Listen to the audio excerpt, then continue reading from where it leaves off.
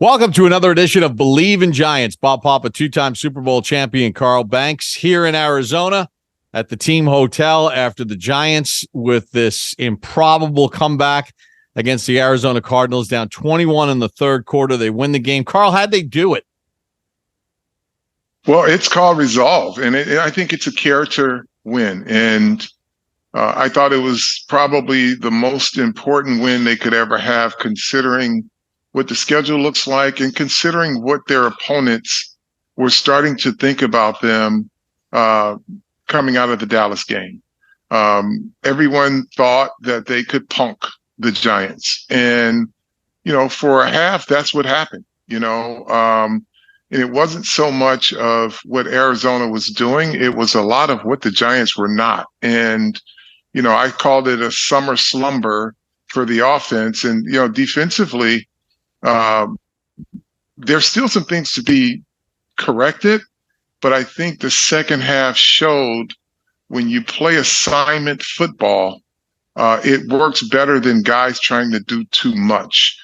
And I'm going to say this as a general rule, and then we'll get into it. But I will say this: a defense that doesn't tackle well is a perpetual liability. Hard stop. Hard stop. Well, listen, they've given up 4 runs of 20 or more yards through the first 2 weeks, and that was something that they did not allow a lot last year. Carl, to me, the game completely changed on the first play of the third quarter when they go up top to Jalen Hyatt and they get a 58-yard completion. And then 2 plays after that, Jones runs it in for a touchdown. And, you've played a minute and 12 seconds of the third quarter, and you're suddenly only down 13 points. Now, Arizona went down and scored. They went for 2, so now you're down 21. But then the Giants came back and scored again. And the Giants, with 3.5 minutes to go in the third quarter, were only down 2 scores. And I had mentioned to you during the broadcast, I said, this is very doable. I mean, they're not playing the Chiefs. They're not playing the Eagles. They're not playing the Cowboys. They're playing Arizona. 14 points down with 18.5 minutes a game. There's a lot that can happen. But I thought the Hyatt deep ball changed everything in this game for the Giants. Too simplistic, in your opinion? No, I think it's very simplistic and inappropriate because we all grew up in a household where our parents had nice things and they didn't use them for every occasion. They only brought out the nice things when it was appropriate. Well, for the Giants offense, in my opinion, it was very congested for the first 6 quarters of the season. And they just refused to bring out the nice things that they purchased this offseason. It was Jalen Hyatt. It was a new contract for Darius Slayton. It was Paris Campbell. It was your tight end group as a group, but Waller as an individual. Those are all nice things. And you got to like nice things and use them at the appropriate time. And for 6 quarters, you kind of said, wow, this offense looks stale. It's backed up. It's congested. Everything is short and in the middle. And there was just never any shot plays. And, I asked on the air, we discussed it, and I even posted on social media, did the play calling change or did the play caller change?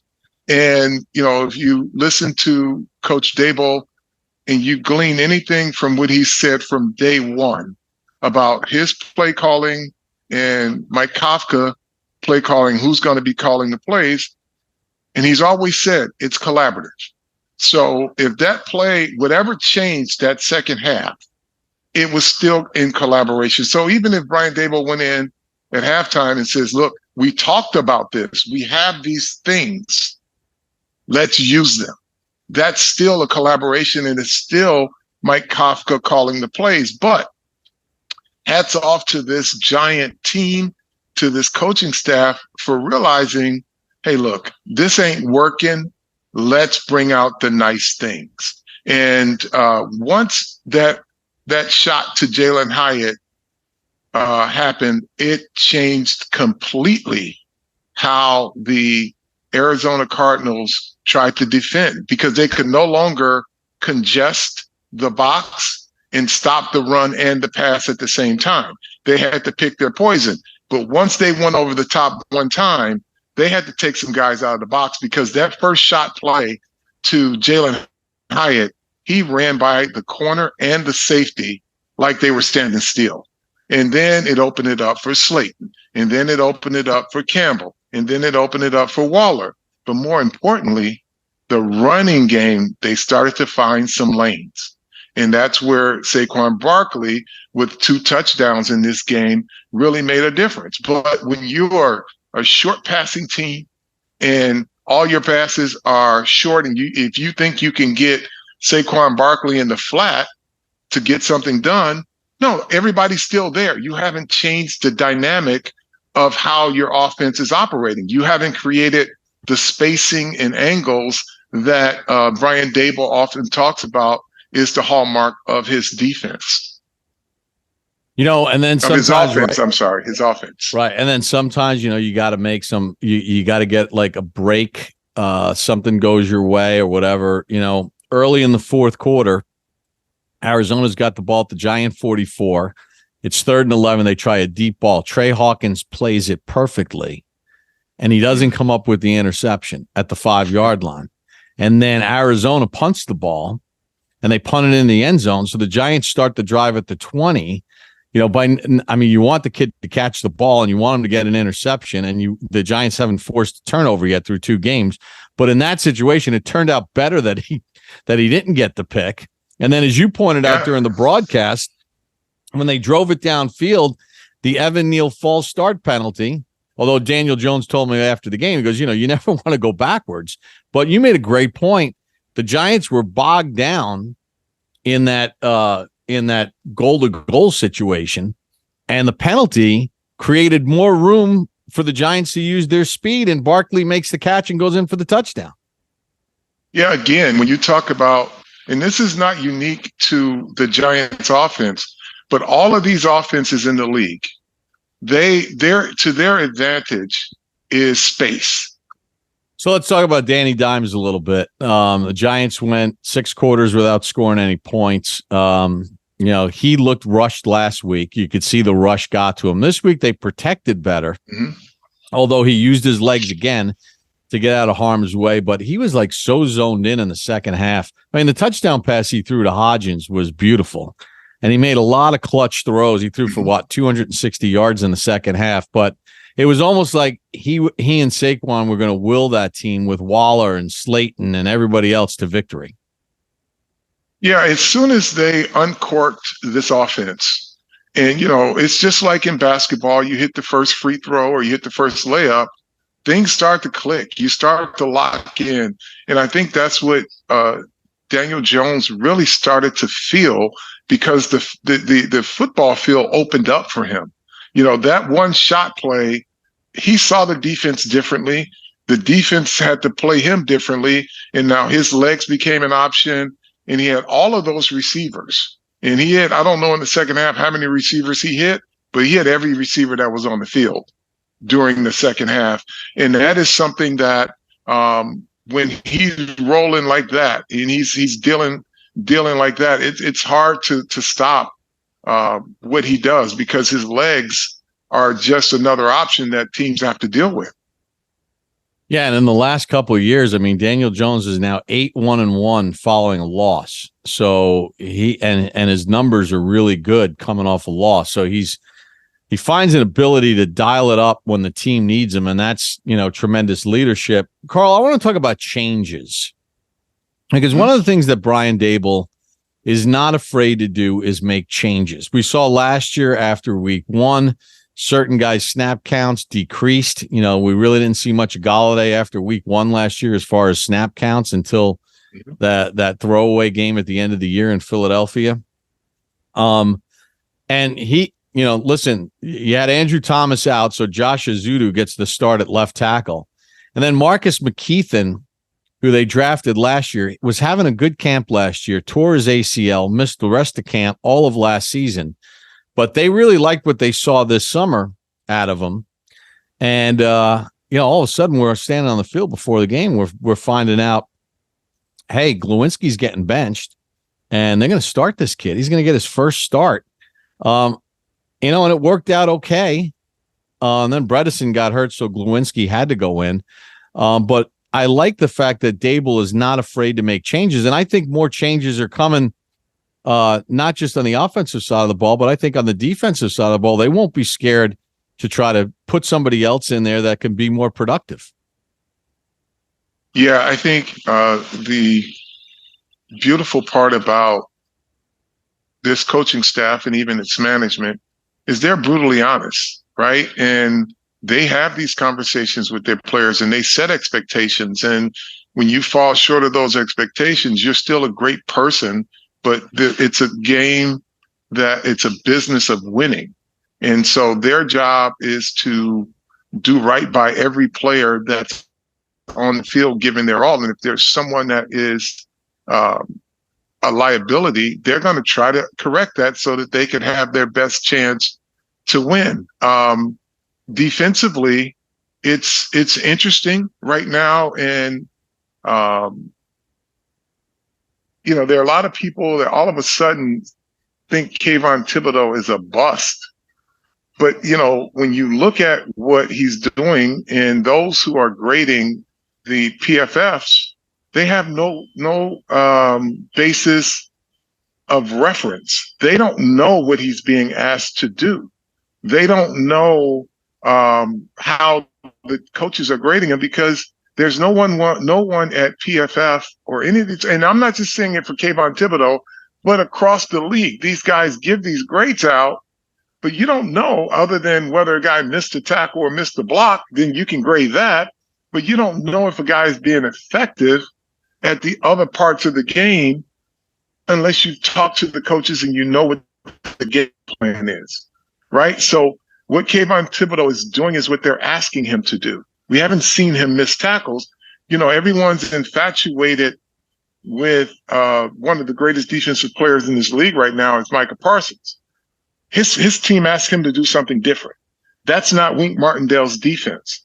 Though I do have questions for Wink, and I'll talk to him about it. But when you look at even how they're rushing for the first two games, they're all bull rushing and then getting to a move. They haven't just turned guys loose on an edge. Just go use your speed. It's power to speed or it's power to movement. You'll see if you watch the game on many occasions, all four guys, or if it's five guys rushing, they're rushing through the middle of their offensive opponent and then trying to make a move. So you don't see the guys that come off the edge. And I think one of the reasons you're seeing that is because they're inconsistent playing the run.